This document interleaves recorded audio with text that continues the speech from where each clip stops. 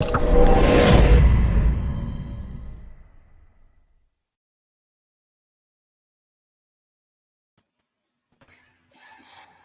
evening and welcome to the Cheese Room podcast. I see we have started the show a lot more punctually than Caller would have. So welcome and you're welcome.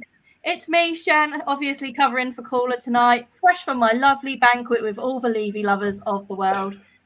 What a great weekend we have to look forward to. Conte's first Premier League home game.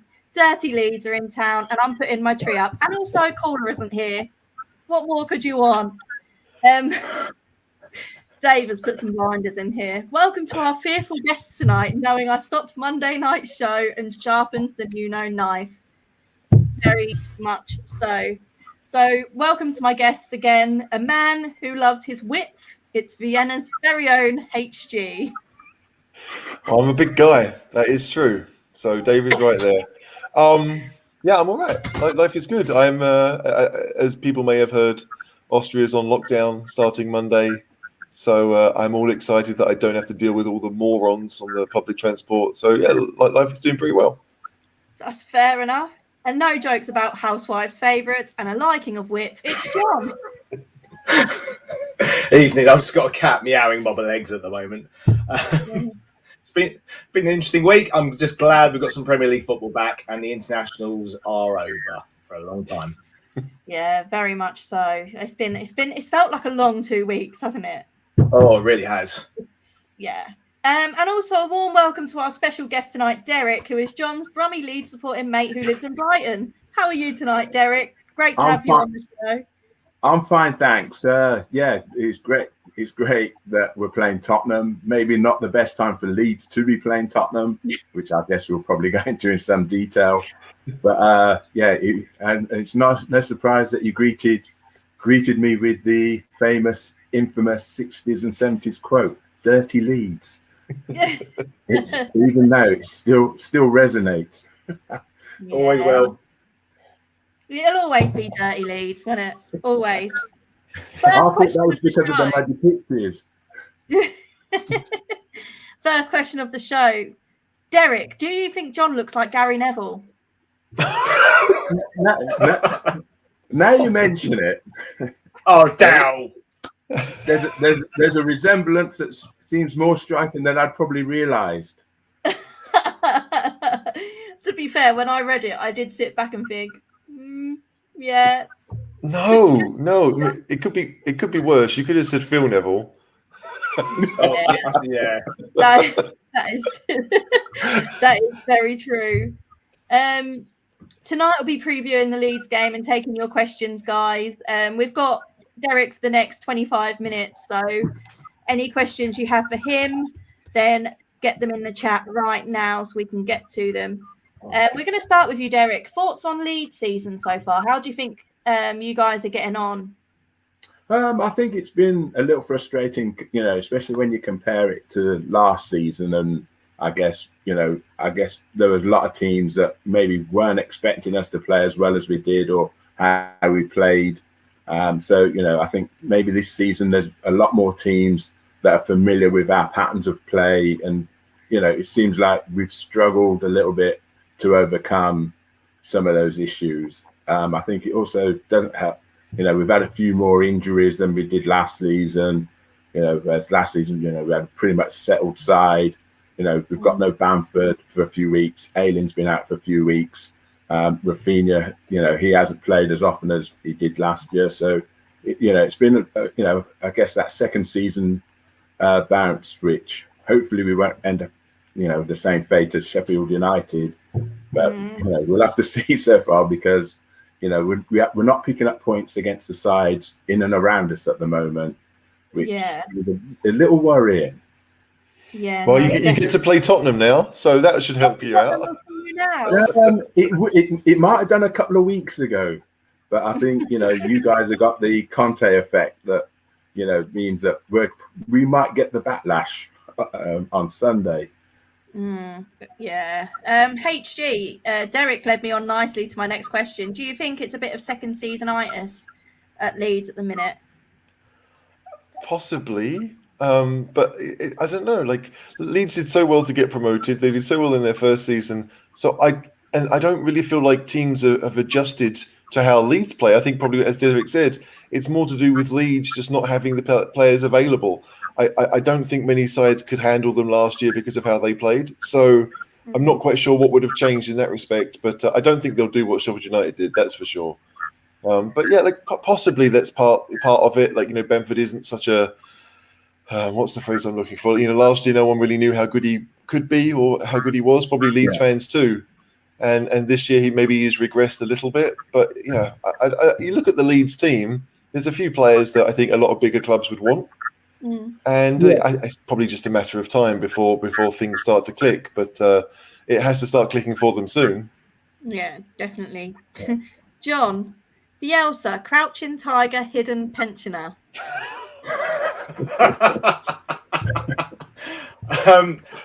I think he's a very, very good coach. He is very set in his ways, though, and that might be his downfall. Although he has adapted a little bit, I think, over time. But as HG said, it's the missing players. If they have that full squad, if he was at a club with a bit more money, Chelsea, something like that, I think they'd be smashing it every week. I think it's their squad depth is the problem, really.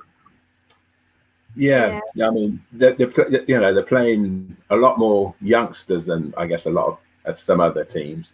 And I think also there's a lot of teams that realise that it's 1-against-1 matchups around the field, and if you can get the better of those, then you're pretty much in a better situation than maybe last season.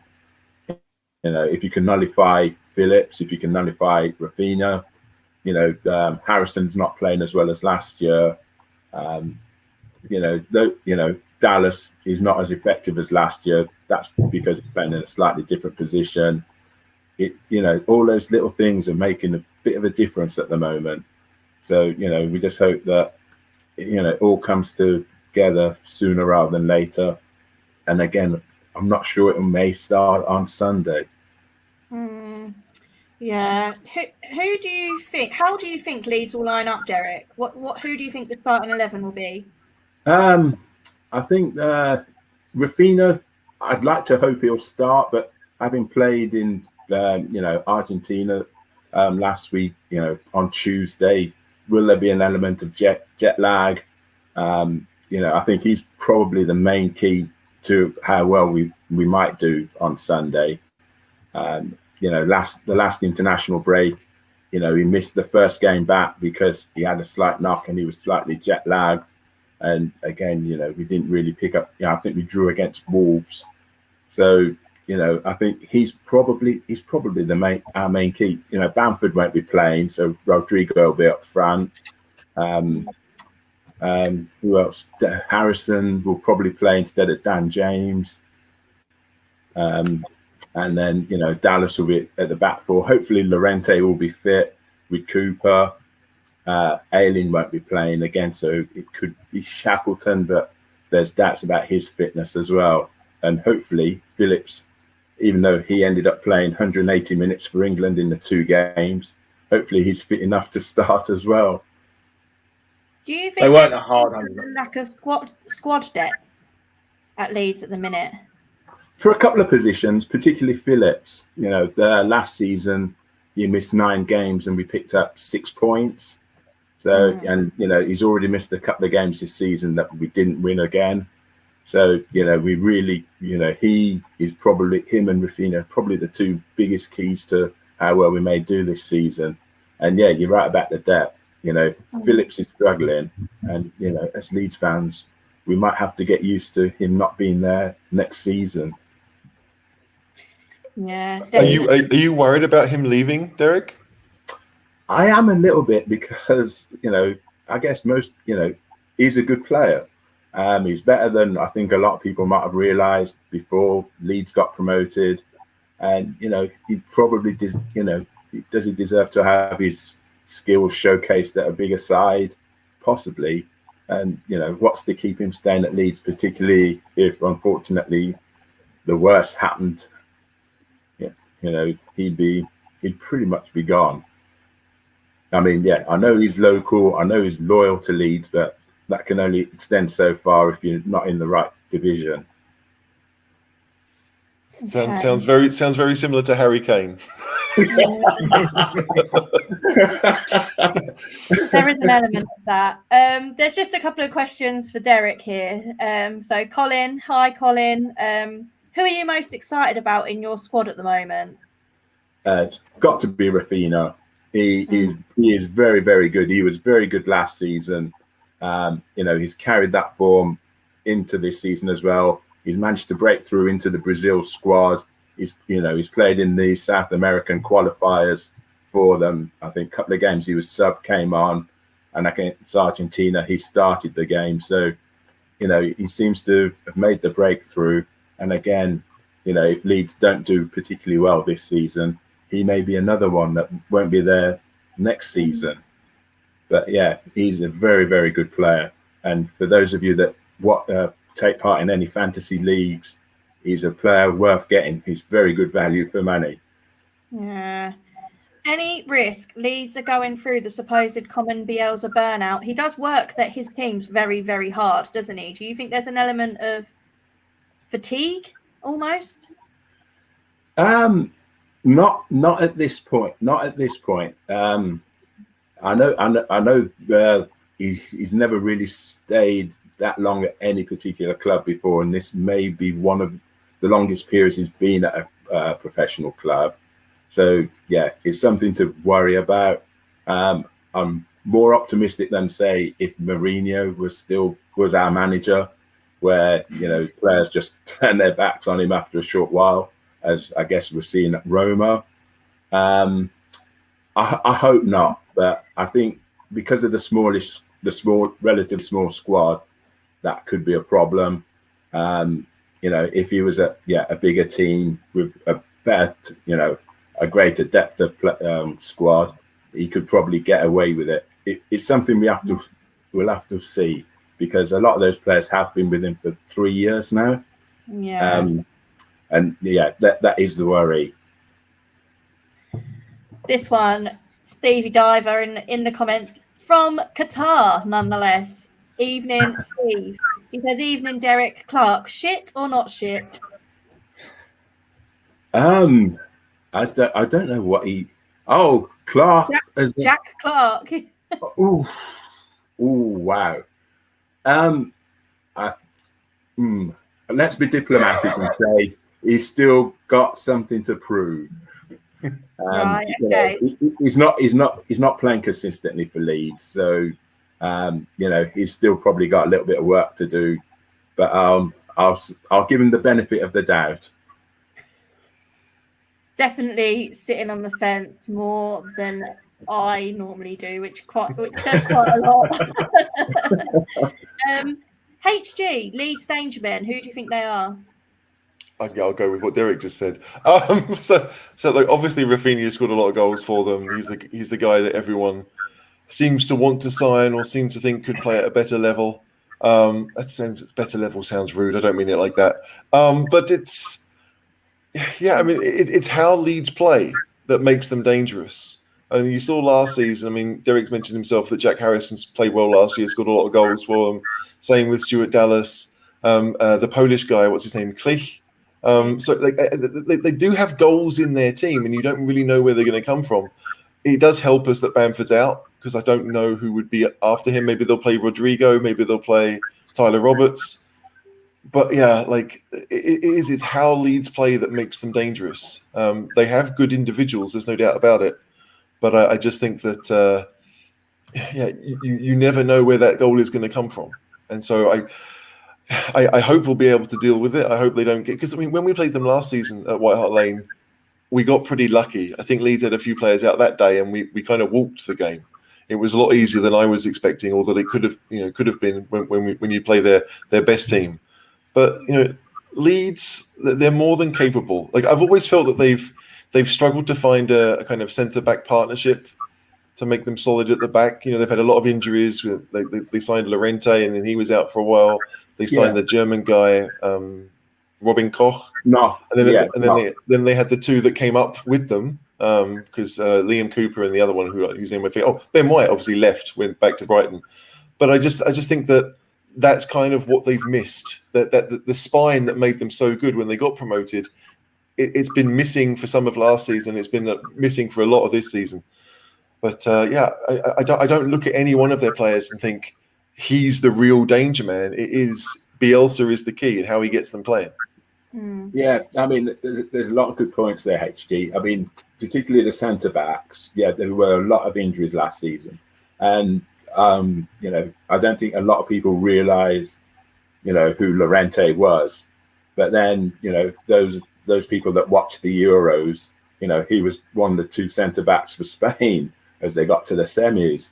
So, you know, he is a good player, but we just can't keep him fit enough for long enough. You know, I think he only played about a third of the league games last season.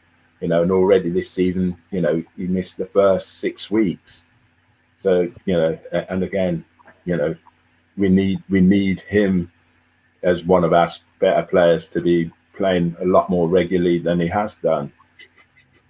But we, you know, again, we'll have to see. Hopefully, he didn't pick up a knock during one of the international matches. Definitely. John, Skip, Romero and Celso are out. How do you think Spurs will line up on Sunday? I believe Conte's already said it'll be Ndombele or Winks in for Skippy. The Celso apparently is going to have a fitness test on Sorry, Sunday. John, I'm going to correct you. It's Ndombele or Winky. Winky. Isn't it Winky Ensa? He called Højbjerg and Winks Hobby and Winky in his press conference. Right. Okay. Fine. It's that Italian. It's Hobby with an I and Winky with an I at the end. Hobby, Winky. I think Winky will play. I think. I do.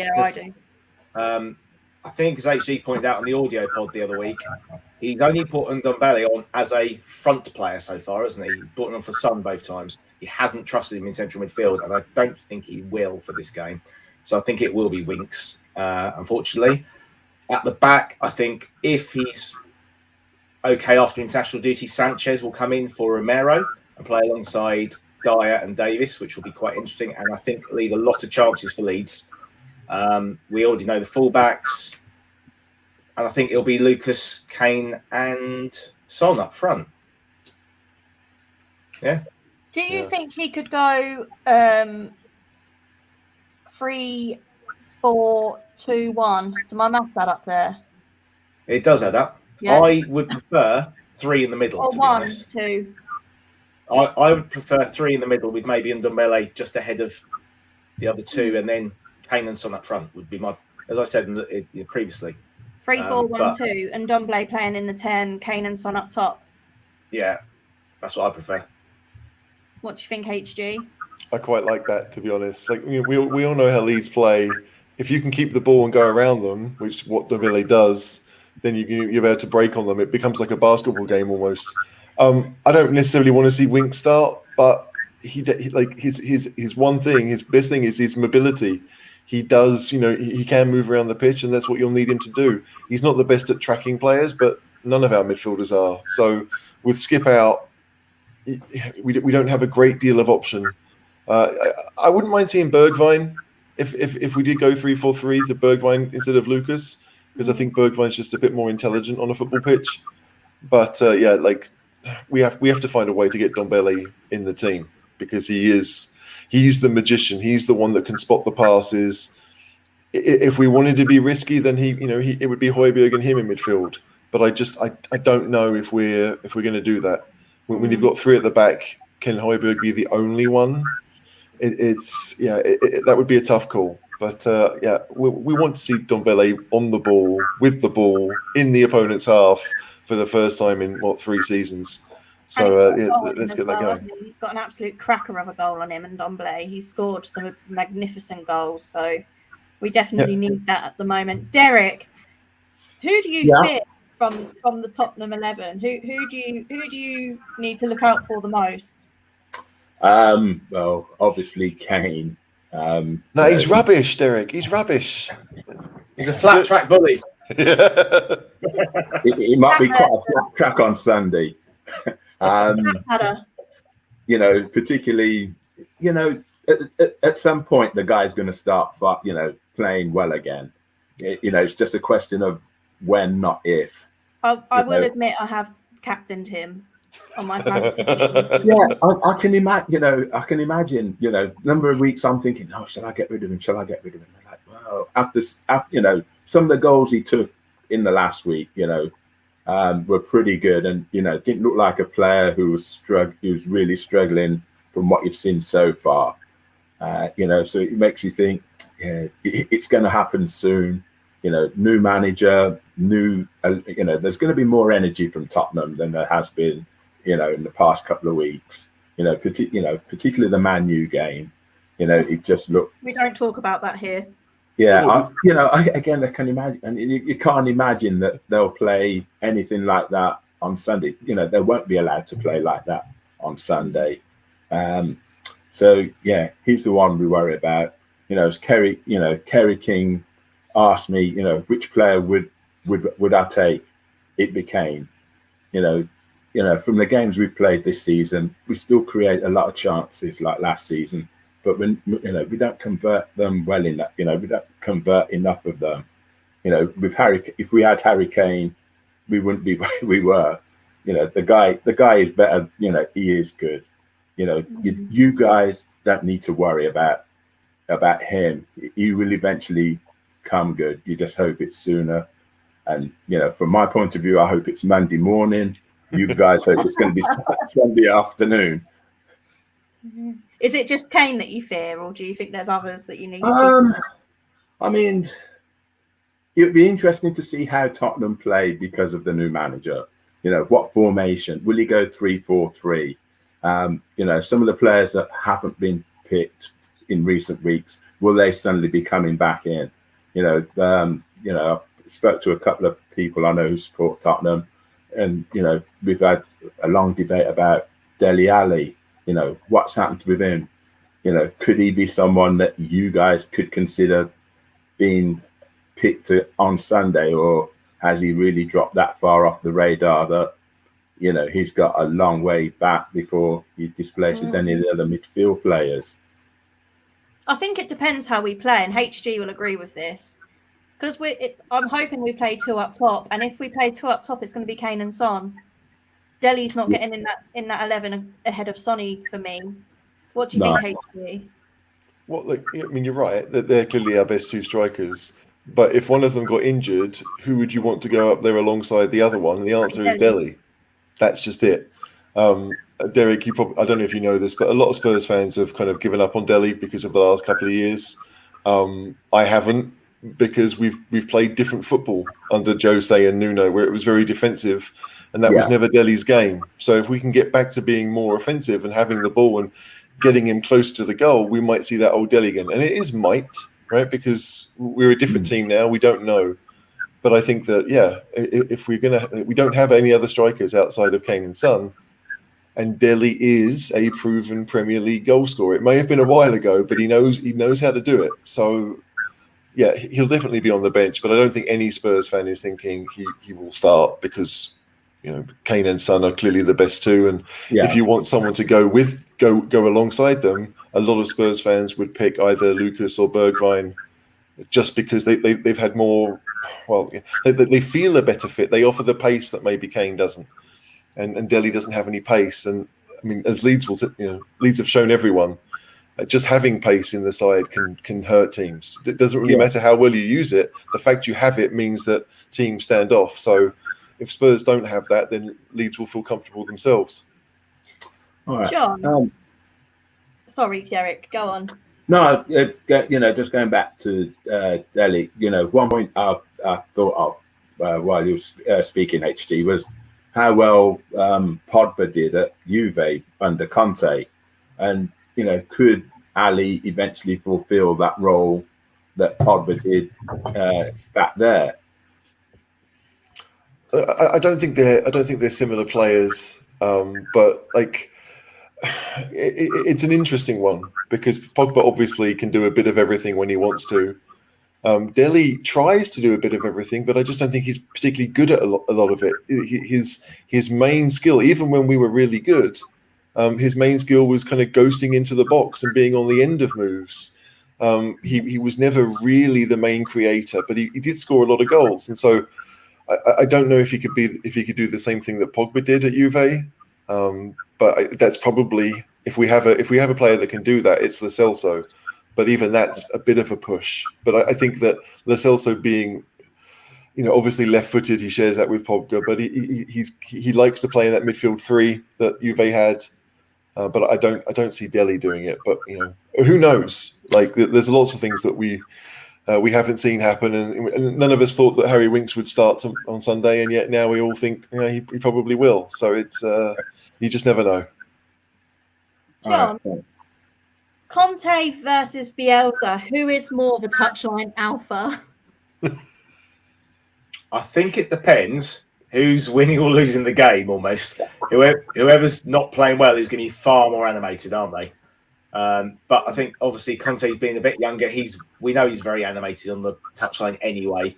I think Bielsa tends to be more stationary, doesn't he, on his little bucket seat, and then so probably just about Conte. But I imagine if the players look at Bielsa, they'll know if they're in trouble, won't they? They'll just get a stare. Yeah. The disappointed look. I feel like with Bielsa, like he'll watch the game, but what he's doing is thinking, have they listened to what I've been telling them all week? So when he gets angry, it's more like, I can't believe they're not doing what I told them to do, rather than encourage them in the game. Whereas Conte kicks every ball. Like he's on the pitch with the players and he's telling them what he would be doing in that situation and really encouraging. And I do feel like Bielsa is almost like that school teacher who's like, right, the Saturday is the exam, and I watch you fail the exam, hopefully on Sunday. But that's the attitude he has, rather than I want to take the test for you. He's like, have you been listening? Have you been able to take in what I've been teaching you, and then can you do it when the test comes? Yeah, I think we'll probably find out a little bit on that on Sunday, particularly if you manage to get any scouts into the training ground and have a look at your possible lineup and Yeah. So if we do get a positive result, well, were there extra cameramen at the ground this week? Probably a fair few because of Conte. So it's just like, oh well, this guy's come from the Yorkshire Post to talk about Conte. Wink, wink, and suddenly they'll know. The thing is, they could film our set piece routines, and it wouldn't help them because we don't do them anyway. We're rubbish at set pieces. So are we. Perfect. That's what we like to hear, because we're rubbish at flipping defending them as well. It's a joke. Here we are. Derek, where do you think Spurs will finish in the league? I mean, I think they'll finish in the top half. I don't think you guys need to worry. Will they finish in the top four? I'm afraid not. I don't think so. I think they'll be better defensively. They won't concede as many goals. I think there'll be a lot more energy about the team. But I think there's probably already too big a gap from Chelsea, Liverpool, and Man City to make that up, and so that leaves Man U, West Ham, yourselves, Everton, West Ham are starting to get for one spot. Sorry, West Ham are starting to get injuries though, and Manchester United aren't finishing fourth under Ollie, and Everton rank. But probably at best fourth. Which if you do finish fourth, you guys have done really well from where you are now. But you're gonna need. I guess everyone needs a little bit of luck, whether it be injuries or certain decisions during a game that could be the difference between 1 or 3 points. You've got enough good players to think it's not unrealistic. If you put the Leeds squad on one side, the Tottenham squad down another side, your squad looks stronger than ours. So you line it up against, say, West Ham or Everton, again, you'd say, oh, the Tottenham squad a lot stronger. So in theory, that the theory should be that you'll finish higher than them in the league. It's just whether and I think Conte will make a difference. He really will. And unfortunately, I think it's going to be from Sunday. That's my fear. That really is. We certainly hope so, Derek. I know you're running short on time, so I've just got a couple more questions for you. What do you think of your owners? Do you think they've done a good job? Owners is a touchy subject over here. No, so. It's not a touchy. Considering the owners we had when it all imploded back in the early 2000s.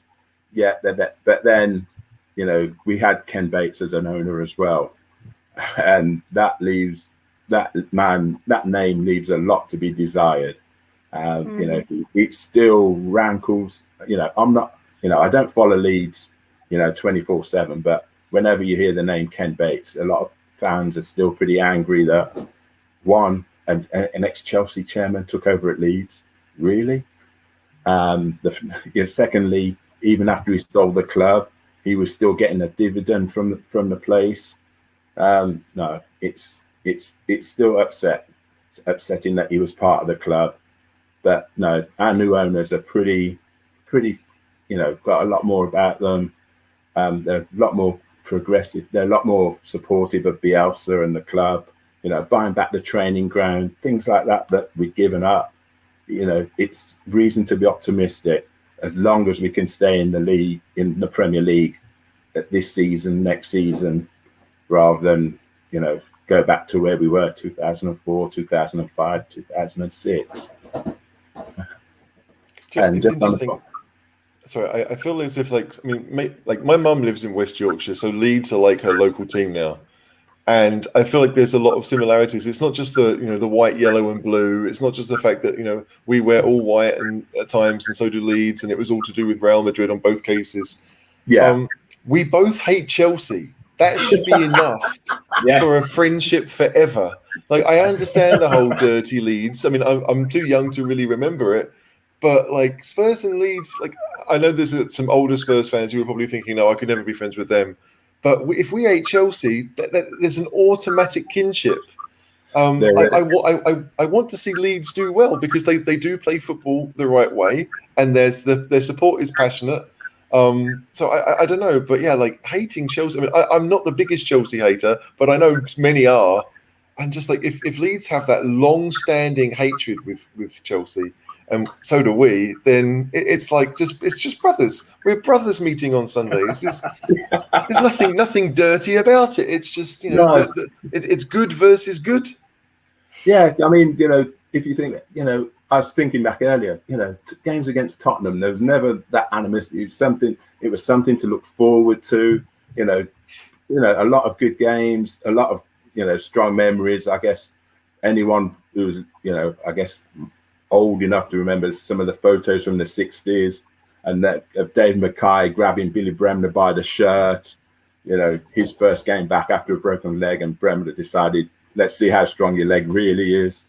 But yeah, the animosity to Chelsea, it stems back a long, long way. Nothing like, I don't think anything, Leeds say, oh yeah, we hate Man U. I think we hate Chelsea more. Oh. I really do. Everyone should. I mean, Spurs fans will always say, we hate Arsenal because we're Spurs and we hate Chelsea because we're human. This idea of there's something just absolutely anti the human race that Chelsea represent in every single way possible. No one likes them. And granted, why should they care about that? But it's pretty obvious that anyone with half a brain knows that Chelsea is the evil empire. I just want before I leave, thank you for having me on and getting the chance to speak about Leeds and I guess again talk about Tottenham because I think you guys will do all right this season, and when you are on TV, okay, let's see how they're doing. I do like Harry Kane as a footballer and as the captain of the football, the country's football team. Someone's isn't they? Yeah. Bob Spur made a comment as to the wonky shelf. That's just the angle in which I'm sitting. You've got one leg shorter than the other, haven't you, Derek? Yeah. But yeah, it's just the angle in which I'm sitting, and I don't know if that's the weight of Paul Weller pulling one side of the shelf down as well. But but no, thank you guys. Thank you for giving me the opportunity to speak about Leeds. Again, Tottenham as well. A little bit of football in general. I don't think you guys need to worry about how your season will progress. With Conte, you really you've had the best manager you've had for 3 years, so you don't need to worry. Do you all go to the games anyway? Shan goes to most. I go to most home games. Yeah, most All home right. games. I'm not going to be at Leeds because I've got to decorate, much to the disgust of Twitter. How dare you decorate when there's a Tottenham game on? But the only reason I mention that is because I went to the stadium for the NFL game, and it's a great stadium. It really was. I guess the only negative was the cup holders on every seat. That leaves it a little bit cramped, but the view from where we sat was pretty great. And hopefully I'll get to go there to see a Premier League game as well as an NFL game sometime in the future. All right. Thanks, Derek. Thanks for coming on, Derek. We'd love to have you again, maybe for the return leg. If we're not in the bottom three, that'd be great. But no, thank you very much. All right, take care, guys. Cheers, Derek. Cheers, Al. All right, see you later.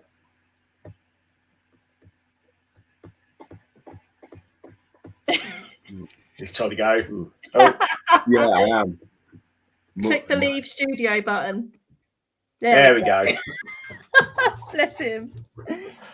Oh, he's a good guy, John. Yeah. I've known him for 30 odd years. Used to work. My brother and I work with him, and we always talk football whenever we can. He loves his music and his football and his NFL as well. So yeah, I might be going to the Brighton game actually. So I might try and catch up with him if possible. He does go to a few Brighton games with his kids sometimes as well. So yeah, good. Right, more Spurs chat. Dave has put some great ones in here. HG. Oh, here we go. Who will be Spurs' Victor Moses? What, sold to Spartak Moscow? Is that what he means? Oh, Chorluka. I think he means because John he's also put John is Sunday the start of the Winks naissance. I think. Go on. Oh, can I just? I'm not going to answer that specifically, but I do think at least one of the players that's been there for the 2 weeks is going to step up in the next couple of weeks. I think we're going to see at least one person just jump up. No idea who it is, if it's Winks or, obviously we saw that 20 minutes, which has upset Caller because he didn't play well for that 20 minutes, did he? But it probably would be Winks more so than Dele, I think, unless he changes how he play. So we'll see on Sunday. He'll probably keep getting caught with the ball by Leeds because they'll close him down every opportunity. Hopefully he won't pass it backwards every time. Well, we know he can run forwards with the ball because we saw him do it against Vitesse. So fingers crossed. HG, Conte wants Ndombele to put his talent into the team, he said in his press conference, and not himself. What do you think he meant by that? I think Ndombele wants the ball, right? So if the ball is around him, he'll try and win it. But the idea of working as a unit to help the team win the ball may not be the type of thing that's really been in his vocabulary. So I think it's along those lines that Ndombele has to realise that it is a team game and that the other 10 aren't there just to work to give him the ball, that he has to be part of the solution. Part of he has to do his defensive work. We all know that Ndombele's got incredible talent, and we all know that he needs the ball to do it. And we've had a couple of managers that don't like having the ball, but for him to be in that Conte team, he has to be willing to put the yards in to make sure that we have the ball. Because there are right now there are probably a number of teams that are quite comfortable in possession, And that's not just like the big 3 or 4. That's teams like Brighton who are pretty comfortable on the ball.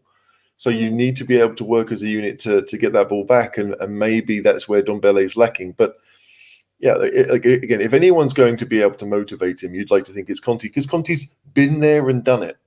And so for every single midfielder that we have, they're going to have a fantastic teacher to show them this is how you need to play. This is how I need you to play. And if you don't do that, then you will be out. So Ndombele, we've talked about this all season really, but he is kind of playing for his Spurs future, because for the first time in a long time, I don't see him outlasting the manager. I thought he would outlast Mourinho. I thought he'd outlast Mason. And let's be honest, I thought he'd outlast Nuno. Now we have this world-class manager. Like, if Ndombele still wants to leave, then he won't last long, and that will be Ndombele's choice. But he's not going to have many better opportunities than now, because, again, we don't have a central midfield of any note. Even when everyone's fit, we're still missing something. So for him to get regular football at a decent level, because Spurs are still a very good club, then he needs to make it work now. No, definitely. John, Lo Celso injured again on international duty. Surely patience is running thin. It is tough. He does get injured a lot, doesn't he? And when he is fit, he's not showing us enough, is he? Although he did almost win it at Everton. There is a player there, but how long can we keep going on? But I guess at the same time, it's who would give us the money for him if we try and sell him. It's a tough call, really. This is what I read today on the Spurs website. I haven't heard what Conte said, but the website makes it seem as if Lo Celso, it's a small knock. It's not a big thing. Like he'll be assessed for Sunday. So I don't think we need to rush him into the side, but I could easily see him on the bench.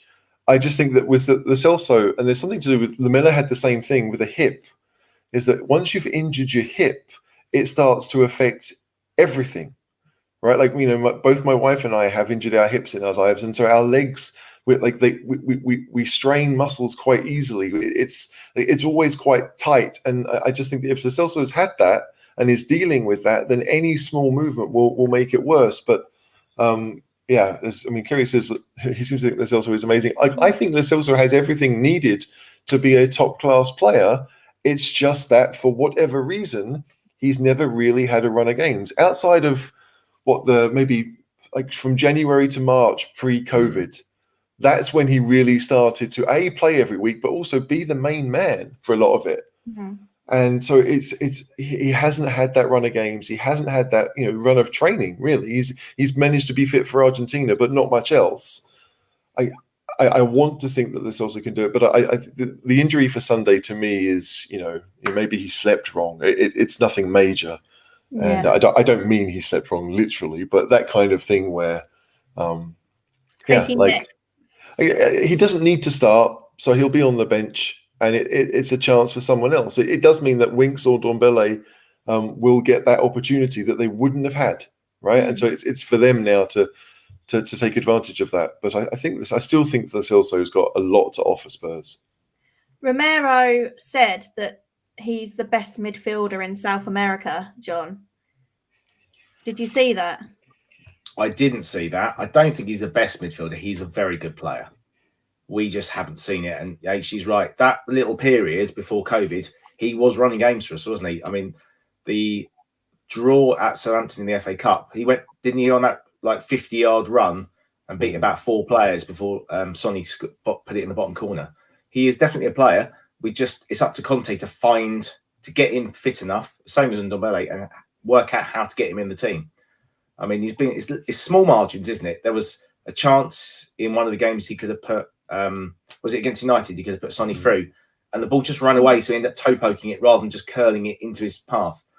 Time will tell, I guess. We'll see in the next couple of weeks, and then we'll see what happens in January. This is a good point. Lo Celso wants too much time on the ball in the Premier League. You just don't get it. No, and I'd agree with that. I mean, from what we've seen, it is tough because, again, this is an excuse that does fit a lot of players. But for the last 2 years, he's basically been playing on the counter-attack, and he's not a counter-attacker. He doesn't have the pace to do it. And being very one-footed, it means that unless it is on his left foot, he can't play the ball quickly. That is a major problem. And it's one that another Argentinian had who used to play for us. It's something that he needs to work on, and we need to figure out that if he is so, like in the old days, if you were very left-footed, you played on the left. I don't really understand what changed to be like, well, if I'm super left-footed, I can play wherever I want. No, like it just for basic kind of maths and the trigonometry involved. Like if you've got the ball I remember watching Bale playing for Spurs at Newcastle, first day of the season, maybe a decade ago. And he's running towards us down the right wing, running towards us, and we're all screaming, "Cut inside and shoot," because that's clearly going to be the best option for him. And he tried to go around the outside, and then he can't kick with his right foot. Even Bale couldn't really. If you're going to be in that situation, so I don't know. Lo Celso does seem to want too much time on the ball. We need to have options. The people around him aren't really moving off the ball. Everyone seems to be very much like, okay, he's got it. I'm going to watch what he's doing. But no, like you need to be part of this.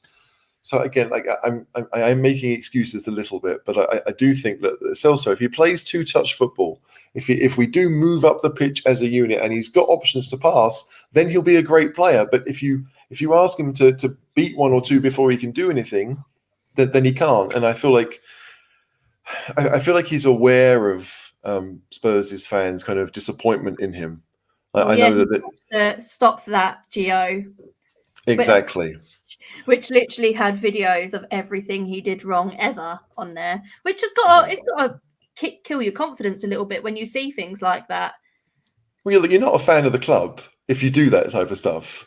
Like, I don't care. You're not like, even if I have opinions on certain players that maybe I don't rate them so much as others. But I'm not going to sit there. I'm not going to make a video on Twitter, then tag the player in the video on Twitter, and then be proud about it when the player turns around and blocks you. Because it's like, oh, yeah, I've got to him now. That's not supporting the club. It's just being a wanker, basically. So I don't know. Like, no one works well under pressure. And when you've got 60,000 people watching and you feel that pressure, it's more difficult for him. Now, I understand as a fan, like you want to be there and you're going to show a bit of frustration if things don't go the way you want. But at the end of the day, you need to support these players. I don't care how much money they're earning. Like our job as supporters is to support them. If we want them to win, making their life more difficult is just not going to help. Absolutely. On that note, it's time for some trivia. Courtesy of Dave, I have got the answers. And the question today is, name players who have played for both Spurs and Leeds. Please play along in the comments as well. And if you're right, I'll shout you out because that's how it works over here, eh? Go on. Start reeling them off. Who's first? I'll go. Jonathan Woodgate. He's first on the list as well. If you can run them up in order, I'll be very impressed. It also means it's like normally we've seen the list, but this time we really haven't. Chris Fairclough. Oh, good call. Oh, okay. Robbie Keane. Yeah. I'm going to look at the list now. Thank you, Kerry King. Aaron Lennon. Yeah. Danny Rose. Yeah. Danny Rose didn't play any games for Leeds, though, because we signed him as a 16-year-old. I'll give you a really obscure one. David Kerslake. Yeah. Oh, that is pretty obscure. Yeah, that's very much David's time. No wonder he knew that one. That's 90s. Mid-90s. Yeah, but that's David's time. and our time a little bit. Yeah, true. Dave is a bit, he's certainly, if it's about the 80s, then Dave definitely knows it. But yeah, I'm struggling. Spurs and Leeds. I don't want to use the ones. Oh, yeah, Paul Robinson is an obvious one. Thank you again, Kerry. Should have got that. Okay. Jack Clark. How do we not get that? If Franco was here, he'd be all over that, wouldn't he? Has he actually played for Spurs? He has in Europe, the Europa League, didn't he? Yeah. Oh, that's true. The Ropey, at the start of the year. Okay. We've got Terry Yorath. Say again? Terry Yorath. Yorath. Oh, of course. Terry Yorath. Yes, Terry Yorath. Yeah. I mean, Yeah. So he's Shan, on there as well. Shan, do you know Gabby Logan? Yeah. Terry Yorath was her dad. Oh, okay. There you go. And he went on to be the Wales manager. He was he played for Spurs in the late 70s, but his problem was us signing Villa and Ardiaz because he was a very good player. But then coming in with Hoddle, he had no chance of playing, basically, from what I understand. I think that's all that Dave's given me. That's all of them. Oh, okay. Somebody played in 86 and didn't play. He was in the squad for 1990, but didn't play. We signed him, Steve Hodge. Oh, really? We signed Steve him in Hodge 80. played for Leeds. Okay. Yeah, he went to Leeds after us. Well, I think he might have gone to Forest then to Leeds. Yeah.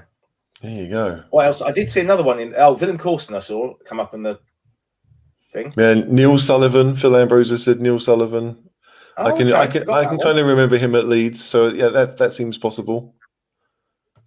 Yeah. Okay. I think I was surprised when I was thinking about it. There wasn't that many actually. Again, the same as the United thing the other week. And you're a thought I hadn't thought of, but Hodge. Like I can't believe Chris Fairclough was the first one that came into my head. That's ridiculous. It's the first one that came into Dave's head as well. So fair enough. Moving on to the other news segment of the show, and first up, I'm not going to be too smug about this. Eddie Howe has got COVID and misses his first game in charge for the Geordies. Can anything else go wrong, HG? Oh, what is it gone right for him because he doesn't have to watch it? Look, obviously we can't make too many jokes about COVID because it's a serious thing, and we hope that Eddie Howe, it's going to be okay. But yeah, it's just when it rains. Hey, Newcastle haven't had too much luck, despite the fact they've been bought out by who they've been bought by. They do need a bit of luck. They haven't had any, and Eddie Howe will come in and hopefully that you'd imagine the players would have been excited. And now he's not going to be there. I don't know if Newcastle are at home this weekend. I don't know the fixtures outside of Spurs, but if they were home to Brentford, yeah, so that's a winnable game, right? Brentford's your second team.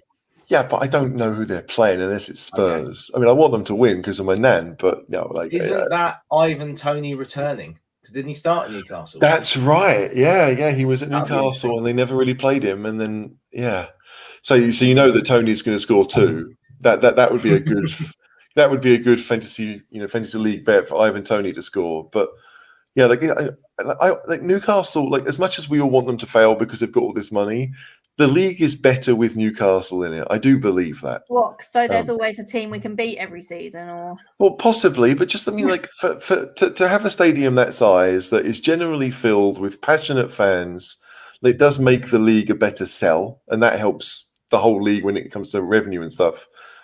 Newcastle were a Premier League team. Well, sorry, they're a Premier League club, but the team is not that standard right now.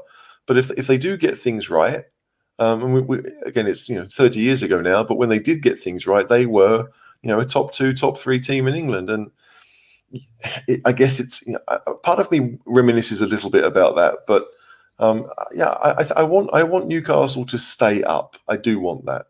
But not against Brentford. So come on, you bees. Yeah, I mean, I would prefer Brentford to win that. I'm not going to lie. Qatar World Cup. Can I just say, look, I realise that a lot of people hate Newcastle because of who the owners are. I don't like the owners at all. But like Newcastle as a club, I think they are a Premier League side for sure. We do all hope they get relegated, though. Well, you do. I don't. I don't hope that. On to the Qatar World Cup, and obviously Denmark have issued their statements about what they're going to do. Obviously, their sponsors aren't going to be involved. They're going to be very selective over where they stay, making sure that they're not contributing towards the poor work conditions out there. Steve Diver. Should England be doing the same thing, John? I think all the countries should be doing it. I mean, FIFA should have just pulled it out, shouldn't they? But they're not going now. Yeah. Yeah, but definitely England should be. We always think we should have a moral high ground, don't we? So should the Germans. But it'd be interesting to see how many that do. Debatable. The German one is interesting because, Bayern have a very strong relationship with that part of the world. And, do they? the Bayern fans don't like it. They're very much Right. against the fact that their club is kind of being dragged down. And a lot of the German team play at Bayern. So, it's just going to come up again. I mean, we're a year away from the World Cup. Where in about 10 months' time, people will start to really think about what it is that's taken place to get the World Cup there for the, what the country's actually like. And sadly, probably 10 weeks after the World Cup, people will forget all about it. So it really is important that the players do, because I don't expect the players to know everything about the situation. They're footballers, and I don't know everything about the situation. But I think the basic understanding is you can't act the way that country has. Then I don't know. But it's the next World Cup after that is in North America, right? So hopefully we'll go from one strange regime to another. We've On got our the resident Bayern, in the comment. That's my bet up the creek, Shan. Brentford at home. I've got my house cat dog on the result. I'll be homeless selling big issues watching your show. Thanks for the support as always, Alan. Cheers, Alan. Still bothered to come and watch us, so that's great. Good bants. There's a lot of people in the comments saying that they do hope Newcastle were relegated as well. Sorry, Alan. But yeah, it's definitely one of them things. I'll feel dirty watching it. It's not good, is it? Like and for them to come out and say, "Oh, but we expected this many people to die." Oh wow! No, I mean the next comment from Paul Russell. I mean, this is it. Like, thousands have died building, no one cares.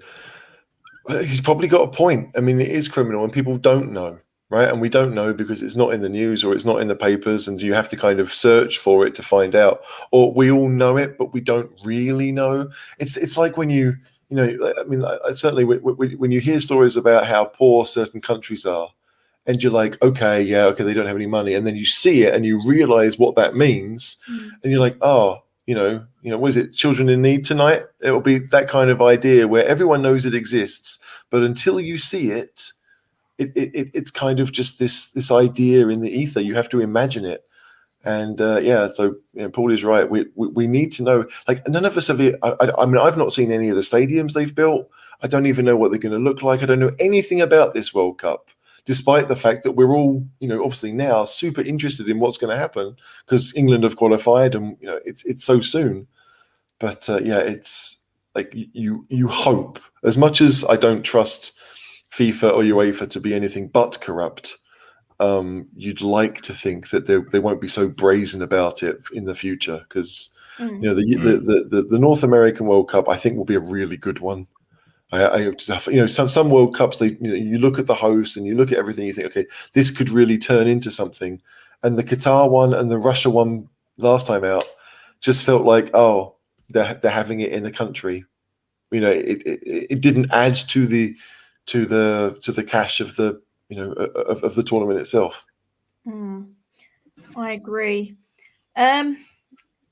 Norwich, obviously, Dean Smith has gone there. Are they still doomed? This season, yes, because they won't spend big time in January. I think he can bring them back up next season and be stronger. I think he is a good manager. He's been on a bad run at Villa, obviously losing his star player. But I think this season they're going to really struggle. Yeah, it does make you wonder with Dean Smith. Like, obviously he did well at Walsall and then he did well at Brentford. But then you start thinking, well, Brentford have just been doing well generally as a club. Like, they're really well run. So how much of Brentford's success was really Dean Smith? He went to Villa because obviously Villa were his team. How much of their promotion was down to Grealish? Like, there's a lot of questions about Dean Smith that I don't think people really know the answer to. However, given Norwich's situation and whoever was available, like if you're Norwich and the choice is Frank Lampard or Dean Smith, I think they made the right choice. I really do.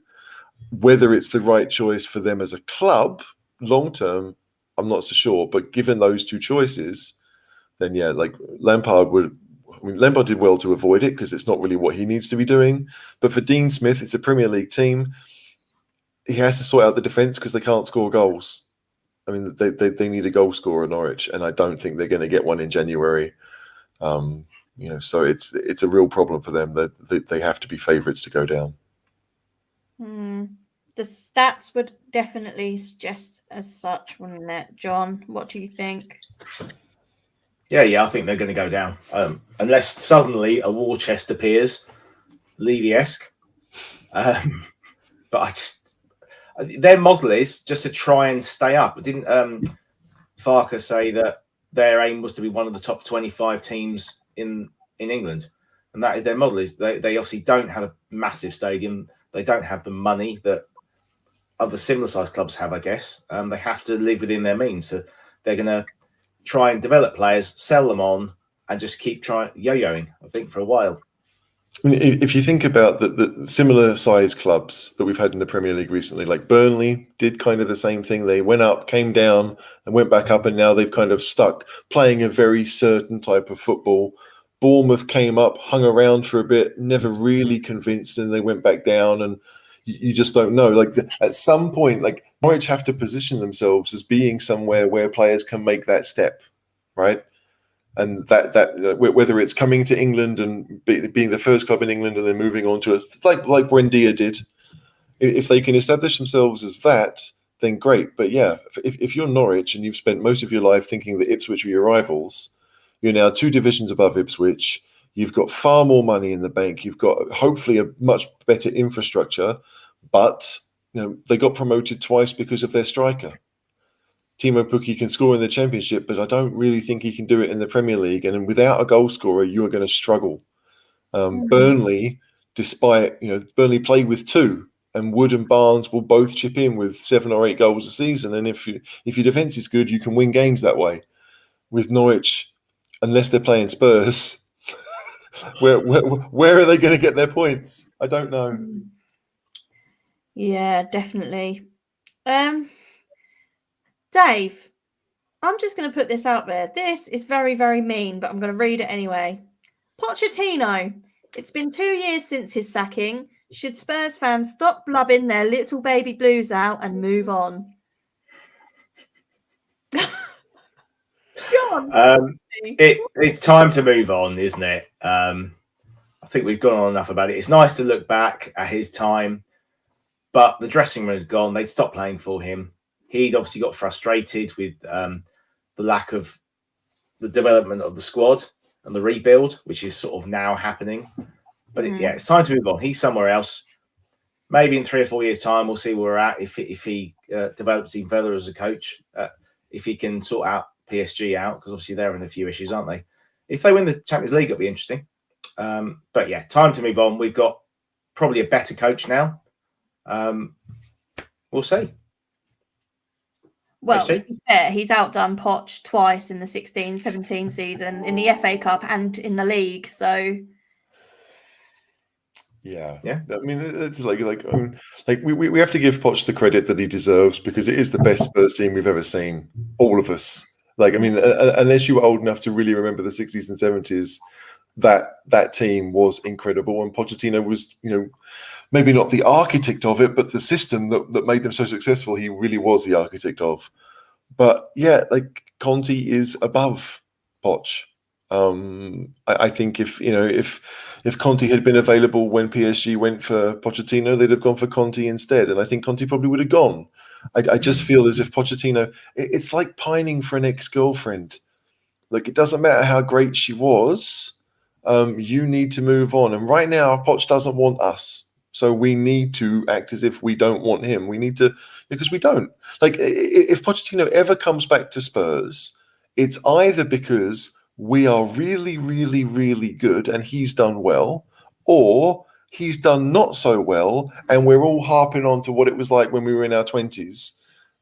No, things will have changed. If Pochettino comes back, it won't be the same for either club. We won't have the players that Pochettino inherited, most likely. and he's got to prove himself. He's got to go out there and do something different, because as great as that Spurs team was, as soon as that stopped, he started to struggle.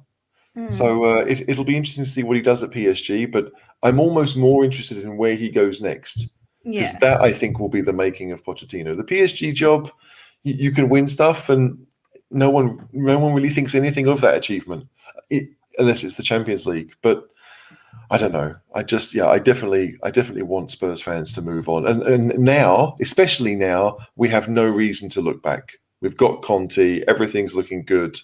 Let's just focus on us. Definitely, I agree. Alan, to you guys, will Levy spend 400 million? Obviously, that's the amount we can spare without breaching financial fair play in January, as Newcastle have 200 million to spend, as Everton have overspent and or now paying the price under Benitez not being able to spend. No, it's a simple answer. We won't spend anywhere near 400 million. We don't have that money in the bank either. That's a calculation for FFP. Isn't it? Say again? I think we've got 200 as of the accounts last year.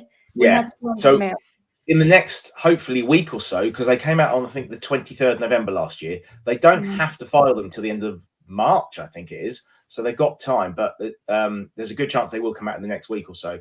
We had 230 million on the balance sheet this time last year. We'll see how much we've got. Obviously, you could spend 400 million. You won't be paying out 400 million in January, because it will be spread over the term of the contract or part. So if you sign someone on a 4-year deal, it will probably be 3 payments or maybe 4 payments, also depending on the age of the player. I think a lot of our signings will be on pre-contracts with bigger wages as well. I think if you look at the Kessie rumours, I think we'll see a couple of signings like that. We know Paratici did that a lot at Juve. So I think we can expect a little bit of that in January. I wouldn't be surprised if we signed a couple of loans with, deals that are tacked on at the end to give us that chance to look at them, especially if they're coming from abroad. And if maybe Dele might go the opposite way to free up some wages, or Ndombele, depends who we look at. But it's only going to be 2 or 3 players in January. Not a lot of people move, do they? Unless there's clubs that are really in financial trouble after COVID. Yeah. I think it'll be the summer where if we spend big money, that's when it will happen. I think the only one we could potentially see in January is Vlahovic. And even then, I think it's a big maybe, but more likely at the end of the season, HG. Yeah, like Vlahovic is much more likely at the end of the season. Like, Fiorentina, if we went into Fiorentina and said, we're willing to pay 60 million now for him, they'll be like, great, 70, because they can get 60 next summer for him probably as well. It's not the best time to go out there. But yeah, like I've said this on previous shows, there are players out there that will improve the squad we have. People that aren't playing very often. I mean, people talk about Donny van der Beek. Like, he's not going to come to Spurs unless it's on, unless it's a permanent deal, because I don't think United would loan him to us. But I don't really want him either. But that's the type of player. And Donny van der Beek is a really good player.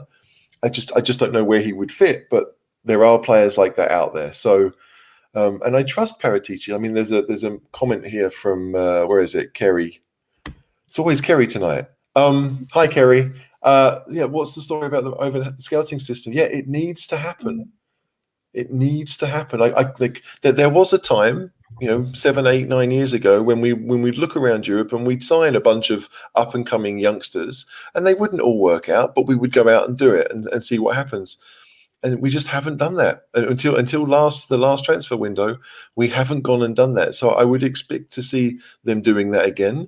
I reckon the scouting system that we used to sign those players was basically just Paratici. I don't think he'd use the club to do that. Now he's going to get people in who might think the same way he does, because like I remember asking one of our Patreons, Sean, he's a Canadian guy, and I remember asking him, like, what's the one thing you look for in a football player above anything else, right? What's the one characteristic? Because I think we've all got different answers to that.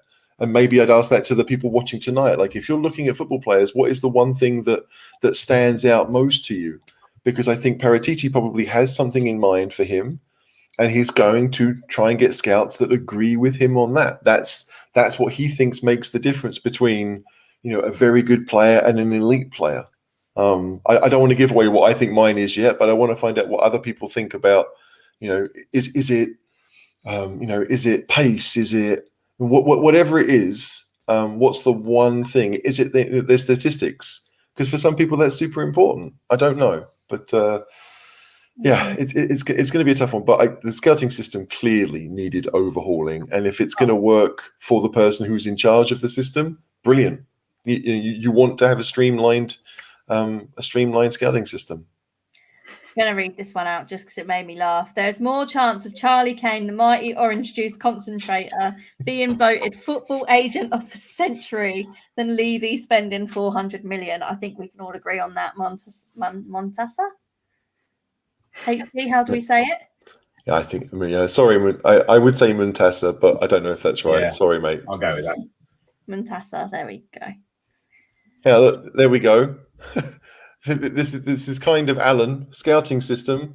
We can have Newcastle's free of charge because obviously they don't need the money now, so they'll happily just hand it over second hand.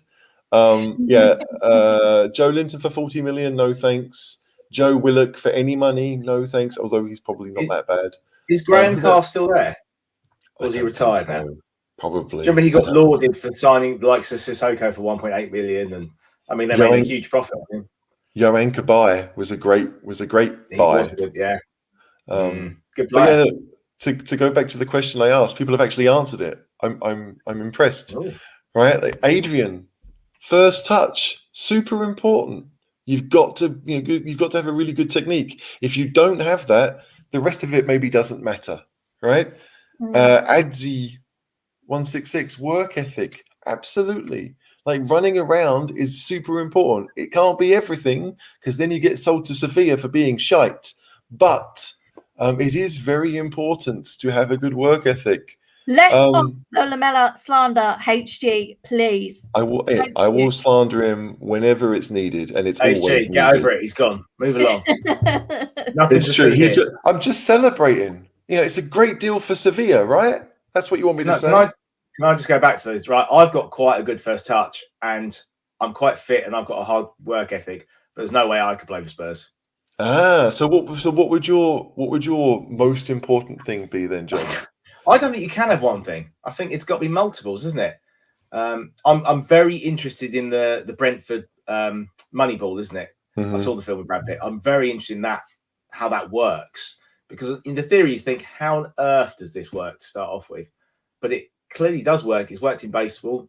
It's worked in other sports as well, and it's working for Brentford and a few other teams. Is there a German team that does that as well, HG, or have I made that up? No, I mean, I think like certain German teams will pick for the system, right? So you look, you always talk about Leipzig. Leipzig have a system and how they play, right? Yeah. And so you're looking for someone who can work into that. And so in their case, it would be, possibly work ethic is super important because they play that high press. It's interesting. Can they score it well? If scoring a Rabona was what made you a great player, then Eric Lamela would be the world's best, right? Thank you. We're going to leave it there. That is it. That's what you need to say. You can just crop that and keep playing it. Yeah, that's certainly what I'll do. Movement and intelligence. Players like Dele stood out as young players because they had such a mature mind tactically. And then they play Fortnite, get clothing deals, and it all goes down south. Plus, starts messing about with Pep's daughter, HG. Well, I don't know what to say. You can do your Dele slander as much as you want, but you're not supporting the player, not at all. Shan, you're a terrible person. I best attack you on Twitter. It would make a change. I've had enough of it this couple of weeks. Can I just say, Luke Taylor, I think you and I might think somewhat similarly. It's not necessarily movement for me, but it is football intelligence, and that does mean movement. It means knowing where the space is. It means understanding. Like the famous quote that Johan Cruyff said, that football is a game played, like basically your legs do the work, but your brain is playing it. I've butchered the quote completely. But the idea is that, you can be as athletic as you want, but if you don't have it here, it doesn't matter. And that to me is the most important thing. It's about whether someone makes good decisions. You know, like Teddy Sheringham was not the fastest. He was quite tall, but you know, during it, like nothing about Teddy Sheringham screamed, "You're going to be the England international that he was." But he had it up here. He knew to make the right decision at the right time, and that's why he was so good. So I would go along with Luke on that. Stephen, our resident Evertonian, is in the comments. Hi, Steve. And I feel like I just want to despair. Pickford links, guys. Okay. Go on, John. Okay, go. So Pickford with his feet is very, very good. With his hands, he's not on Lloris's level. I don't think we've gone in for him. We all know Paratici's scattergun approach, isn't it? So it might be that they've asked the question, how much would Everton want? And they're looking, you know, if they suddenly said 20 million, which they're not going to because they paid 30, I think, Stephen can probably confirm, they're going to want 50. Well, there must be another keeper somewhere in Europe who is better than Pickford that's going to come cheaper than For that. 50 million? Jesus Christ. Yeah, no, I just made that in the figure up, but that's my point. I think he's going to put his scattergun out there, look at who's available, what the transfer fee is. Obviously, he is a homegrown player, so you can factor that in. But as HG said a few times in here, we're okay on the homegrown categories. I think it's just a case of we need to plan if Lloris doesn't sign a new contract. They will probably have already had the conversation that he's going to leave or not, or possibly might be open to staying. I guess we'll find out later in the season, but I think they have to assume he's going because his deal runs out in June. Yeah. Yeah, I'm a no on the Pickford one. I see, you know, Gav has commented saying, you know, Henderson or Pope, they're better options as far as I'm concerned. And you know, Henderson will cost a fair bit of money. Nick Pope won't. And yeah, like Pickford, like apart from that penalty save in the shootout where we're like, okay, we've now got a chance. I've never been massively impressed with Jordan Pickford, so I don't want that to be true.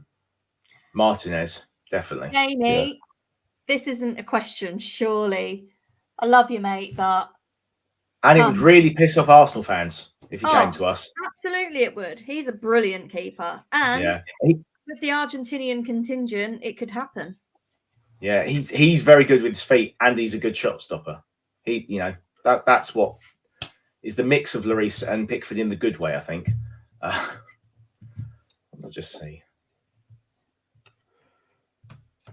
I think this is meant to say he's been in form. Yeah, he's a decent keeper. He's just not quite big enough, I think, and he is prone to the odd mistake. I know Lloris has made mistakes in his time, and it really depends. If Conte wants to play it from the back, he's a better option than Lloris. But we know Lloris has been brilliant, especially since we came out of lockdown in Project Restart. He's been brilliant for us. Yeah, I'm not going to put it on, show you a comment, Sean, with Martinez, but I don't think it's quite the same as the person you are talking about in Judas. I don't think it's quite on that level, but yeah. I think back to the Henderson thing, I can't see United selling to us unless it was a ridiculous offer. They wouldn't want it because we are a rival for them, aren't they? And it would kill them, I think, unless it was stupid money. And we're not going to pay 80 million, are we, for a keeper?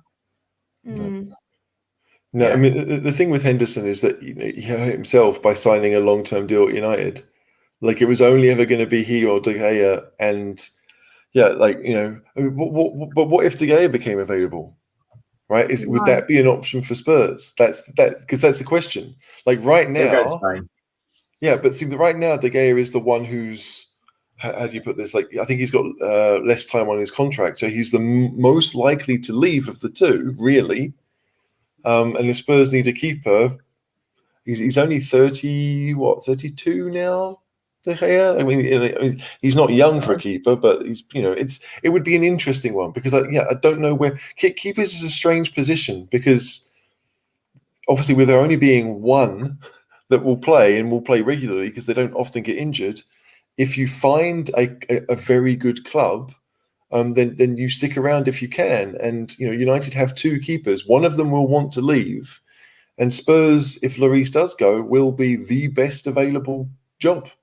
Like Real Madrid aren't going to sell Courtois. I don't think Barcelona are going to sell to Stegen. No. Bayern have got Neuer, and they've got the young German guy after him who's on loan at Monaco. So yeah, it's an interesting one, because I always thought Lloris was going to go, because I just thought that he'd done 10 years at Spurs. He can leave. We'd all want to see him do well. But if I'm Lloris and I've got Antonio Conte, I might want to hang around for a year, even if it's just an extra year. I could see Hugo wanting to do that. So I hope he stays. I really do. I really do, because the other options just don't set the world alight. Obviously, there's Anana, who did look good, but he hasn't played for a long time because of that drug doping ban. I thought he looked dodgy on crosses when we played the Ajax in the semi-final. I mean, he did let 3 late goals in, so. But if he's only bad, they're all in the corner. If he's only bad playing against Lucas Moura, then we're laughing. True. Sam Johnston, I wouldn't say no to that. I think that would be a decent good keeper. signing. This is a good one. Sanchez at Brighton. Do we need 2 Sanchez on the team? Doesn't convince me so far. I'd have Johnson ahead of him, I have to say, and I'd definitely have Martinez ahead of him. Govs said about the Leeds keeper. Meslier, is it? Is that how you pronounce it? Meslier, he's obviously very young. He's made a few mistakes, but he's young, and he's definitely a good prospect. Yeah, I mean, we're going to have a lot of choice. Spurs will be the plum opportunity for any keeper. Galini, as I said before, he's got a 6-7 month head start on convincing Conte he could be the guy. So you just don't know. But Neves. Yeah. Oh, Keylor Navas. Yeah. I think he's probably mid-30s now. I don't know how old Keylor Navas is, but yeah, he's not playing at PSG because they've got Donnarumma. So for a short-term option, why not? I mean, he's won Champions Leagues with Real Madrid. So he clearly knows what to do. But yeah, it's a tough call, because goalkeeper especially is not. If you get the decision right, then your club is, to take Aston Villa, right? They bought Martinez and suddenly the whole club looked a lot better. And Arsenal was stuck with Leno for so long, chose him over Martinez. And in the end, they went out and signed Ramsdale for 30 million, and Ramsdale might be the one for them. So he's looking good though for them, isn't he? Yeah. And a lot of people, scoffed at him signing. Yeah. But he's looking like a good player for them. So his track record of getting relegated would come to fruition, but it's not going to happen, is it? Unfortunately, no, probably not. But getting the goalkeeper right is a big deal, because we bought Lloris and we've had him for a decade. I mean, that's a massive thing. Who was our manager when we signed him? Was it AVB? I think it was so. AVB. I mean, that feels forever ago. I had dark hair then. It was when Harry left and he came. Yeah, AVB was just in, wasn't it? Because it was just on deadline day. It was. I remember being at my dad's watching deadline day with my dad. And when we signed Hugo, I was like, yes, that's brilliant. And he was like, for fuck's sake. Yeah. What else are we seeing? Oh. Question here. Because like you say, if they're splitting... he's going to cost a lot of money, though, isn't he, to sign? Yeah. Oh, he's on silly wages, isn't he, as well? Yeah. Didn't he say he wants to be comparable to Messi in his wages? Is that a line he came out with? We're never paying him what Messi gets paid. No. If there's a PSG keeper that has a chance of coming to Spurs, it's the other one. Navas. Yeah, it'd be Keylor Navas, yeah. Let's face it, we'll sign someone from Italy, won't we? It's a very good chance. I mean, Galini is that person. Galini he does have a massive advantage. And so, I'd like to see Galini with a decent back four. Yeah. Or back three. Back three, yeah. I'd really like to see him with a decent, solid defence, because whenever he's played, he's looked unsure. He's not looked sure, but he's been playing with a makeshift defence in front of him. So you can't really, like, that's never going to give a keeper confidence, and confidence is a big thing. Having confidence in your defence for a keeper is a massive deal. Mhm. So I'd like to see Galini behind like a Romero, Dyer and Davies, if that's our best top back three at the minute. That's what I want to see. Like if you look at Galini, like he'll play the game against Mura in midweek. He'll probably play the next Conference League game, and unless we're desperate for he should play against Rennes. He may well get the Carling Cup quarterfinal against West Ham, just because. But in that West Ham game, that will be the chance for him to play in front of a good set of defenders, most likely, because Conte will take that game seriously. It's buzzing for that game. Yeah, I'm hoping he's going to take it seriously. I've no idea what he's going to do, but I'd like to think.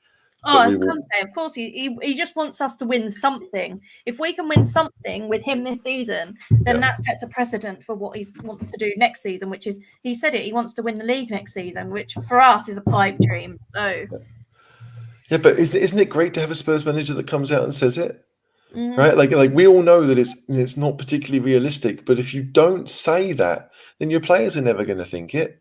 And we've seen, it's not that long ago that Leicester went and did it. So it is possible that you can go out there and do what's required. And we do have a very, very good manager, and we all expect us to buy players. So if we get the it's always all a bit of luck, but if he gets the right players in, then you just never know. But if you don't think you can, then what are we playing football for? Because we know we can beat every team in the league on our day. So why not think that day can be every week? I don't understand the logic of not thinking or not trying to win the league. Here he is with Ledley. He can't stay away, can he? Only 58 likes and 130 watching. Come on, you Spurs, and smash a like. Of course, do what Caller says. Caller, go back to stacking shelves, my friend. I've got a button for that. Where is it? Do I need to move now? Am I going to get hidden like this? Oh, well, we'll see. There you go. Oh, is it always in front of John? Okay. No matter what? And then we go. Man. Hang on. And again. There we go. Stop now. I mean, I can't see Conte. Conte would have had this conversation with Levy, wouldn't he? They'd have gone through all this. Yeah. Thanks. They'd have gone through this. There's no way that Conte said, I want to win next season. He said, this is how we need to do it. I mean, obviously, we know time will tell, but everyone's saying it. If the investment doesn't happen, he's going to walk. Yeah. I can't see him saying, I'm going to go and earn this much money for 6 months. He'd have waited it out longer. Yeah. No, we will sign people in January, and we will. I mean, it'll be next summer. Yeah, well, the January when we signed Bergwijn, I mean, that was a fair chunk of money. If there are players out there that aren't being Bergwijn was on the outs with the PSV manager at the time, he'd fallen out with him, was looking for a new club, and maybe we got at the time felt like a pretty good deal for this up and coming player who scored for Holland in the week, and that goal was brilliant as well. And he played down the right of the three, which is what Spurs kind of need someone to do. So yeah, it'll be.